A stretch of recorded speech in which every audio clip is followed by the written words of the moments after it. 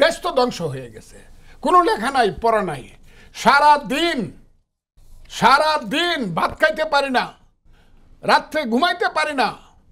এই যে দেশে যা হইতেছে, ছবি নামায় ফেলতেছে বিদেশে, শাহাবুদ্দিন কি থাকবো না যাইবো, এই যে এখানে জরুরি আইন হয়ে যেতেছে, এই ধরনের একটা দেশ কি পৃথিবীতে কোথাও আছে? আমরা কি ইউনূস সাহেবকে, আর ওই যে ছেলেরা খালি নেতৃত্ব দিছে, ওই 500 ছেলে যা করছে আমি আমার এই ঠোঁটটা দিয়ে তা করছি হাসিনার বিরুদ্ধে।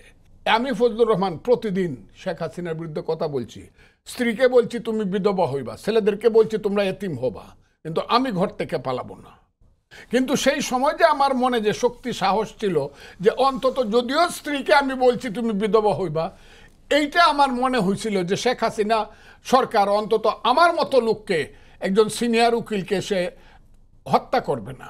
কিন্তু এখন আমার প্রতি মুহূর্তে মনে হয় সরকারের পক্ষ থেকে এবং এই ছেলেদের পক্ষ থেকে এবং জামাত এবং শিবিরের পক্ষ থেকে এবং ওই যে ইউটিউবার বৈশা থাকে ফ্রান্সে, তার পাশে বসে একজন বলছে ফজলুর রহমানকে হত্যা করা এখন ফরজ হয়ে গেছে, আর ছেলেরা বলছে তার উপরে মব জাস্টিস চলবে। মব জাস্টিস মানে আমার মৃত্যু।